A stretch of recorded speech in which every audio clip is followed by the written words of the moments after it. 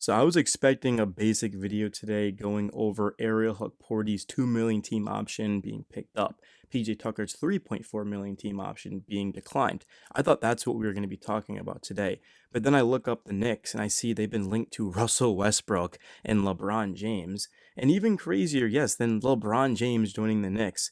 South Carolina's women's basketball head coach Don Staley. You guys can call me a casual, you can call me a hater, you call me sexist. I've never even heard of her. And I'm not saying that the Knicks should go out there and just not give her a chance because she's a woman. Like, that's kind of crazy. Obviously, she has the resume of being a 3-time national champion and, what, 6 times or whatever, 7 Final Four appearances. Like, that's great and all, but it's not going to translate to the NBA. That's the thing. I mean, you could make the argument that the Knicks should be doing their due diligence on everyone, interviewing as many candidates as possible, but you cannot go from Tom Thibodeau to Don Staley. I mean, that would just be ridiculous. The Knicks were a joke for 25 years, and then Tibbs comes in, changes the franchise. You fire him after being 2 games away from the finals. Do I think Tibbs should have been fired? Yes. I don't know why so many non-Knicks fans make videos saying that Tibbs should not have been fired. If you actually followed the Knicks, which I know you guys do because Knicks Daily's got the best subs out there, Tibbs should have been fired. But you have to bring in somebody who can do what he couldn't, make adjustments, be able to find a way to utilize both Brunson and Cat. Because the Knicks were great when Brunson was out there and Cat wasn't. They were even better when Cat was out there and Brunson wasn't. But when they were both out there, they were flat out terrible. Like, teams were just completely picking on us. You look at net rating, it speaks for itself. Defensive rating. So the new coach has to make adjustments. He has to play the bench. He has to utilize the young guys. He has to know how to use Cat and Brunson. And you go from not even the WNBA, college women's basketball to the Knicks. Like, it's just not going to be good. It's there's just no way that would ever work. I wouldn't mind her as an assistant, don't get me wrong, but she's not going to leave South Carolina with that all the success to be an assistant NBA coach. But I couldn't believe my mind that that was even a report. James Borrego, Mike Brown, Taylor Jenkins, like, I get all of that, but wow, this was absolutely stunning. But I just wanted to give my quick thoughts on it, man. I know a lot of people are gonna agree. I know some people are gonna not agree. That's cool. Don't really care. But yeah, absolutely not. And then moving on from that is going to be Russell Westbrook. I decided to go with Russ over LeBron because I just don't see any world where LeBron comes here. Like, who would we be giving up? Certainly, like McHale, OG Cat. Like, there's no way LeBron James is 40 years old. So I don't even see that as realistic. Like, if LeBron opted out of his deal and like wanted to take like a cheap 5 million year to come here with the Knicks to compete for championship, like, yeah, hell yeah, but like, I don't even think that would be allowed by the league, and also that's not what it is. The Knicks would have to make a trade, and there's just no way, no way. So that's why I decided to go with Russell Westbrook, who I actually do think this is realistic. I'm not sure if the Knicks would want to do this because clearly they want to develop their younger players like Tyler Kolek and Bacom Diadier, and bringing in Russ would not be able to help them do that because in order to develop, you have to be on the court. But then you really start to think about it, and you look at Russell Westbrook and what he did for the Nuggets last season.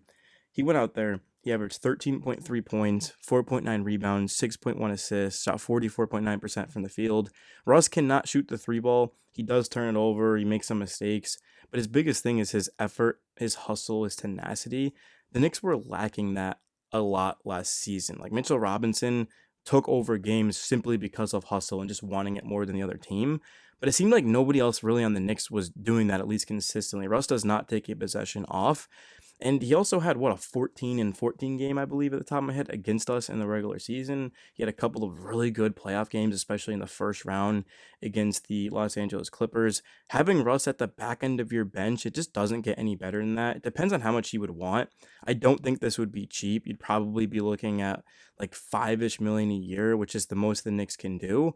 I personally would love Russ. He's one of my favorite players of all time. Like, I have his jersey. I love Russ to death. I want to see him win a ring.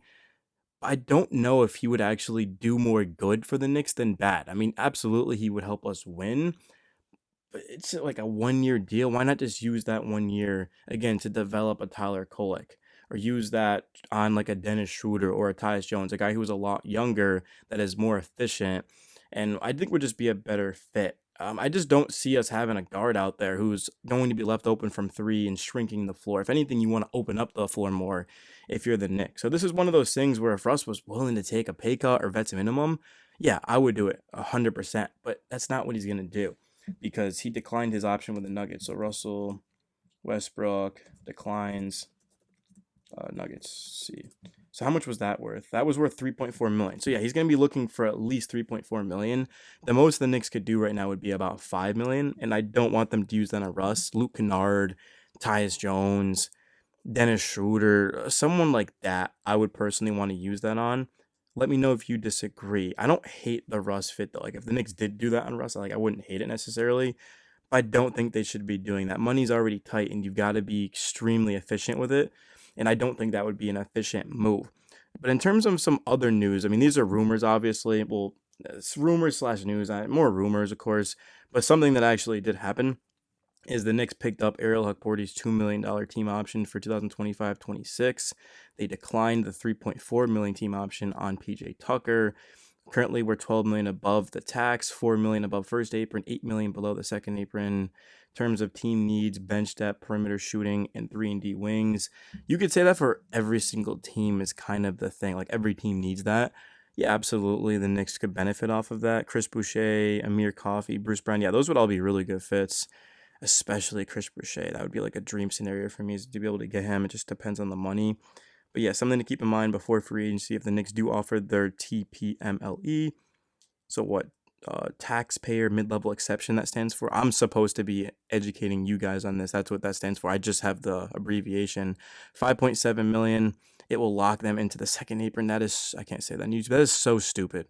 Wow, that is, how does that make any sense? Like the rules are kind of dumb. Like I get it and all because you want to be able to prevent teams from building super teams. But how come the Knicks finally are good for once in my lifetime and now we can't go out there and just spend a bunch of money and have like a crazy ass bench to go with this team? Disappointing there. Taylor Jenkins, Mike Brown are headed for a second round of interviews. Mike Nori is still being considered, and the Knicks did of course reach out to Don Staley about the job. That would be insane. I mean, could you imagine if the Knicks brought in Don Staley and then Giannis asks for a trade to the Knicks? That would that would, oh my god, that would be like a documentary that would be watched for like decades, like centuries, year to come. Like it'd be crazy. But yeah, Luke Kennard, Ty Jerome is certainly a Ty Jerome would be a big time pickup. Dennis Schroeder, Tyus Jones, Gary Harris. I'm looking at Landry Shamet, DeLon Wright, bringing these guys back. Seth Curry. I actually have been trying to make a whole video on Seth Curry. I think he'd be great here. 43.3% from three. Last season, that's career, by the way. Last season, he was at 45.6. Thomas Bryant, nah, I wouldn't want Thomas Bryant.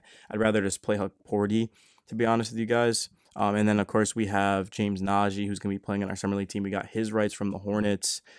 Yeah, so I'm not too big on Thomas Bryant. Maybe it's because I'm salty because he was a pacer and they beat us and he knocked down that corner three that still lives rent free in my head to this day. Like Thomas Bryant was shooting better than the cat from three. Like, tell me how that makes any sort of sense. But I think that's all I got for you guys. Let me know if you enjoyed the video. It's your boy Nick's Daily. I'm signing out, guys. Peace.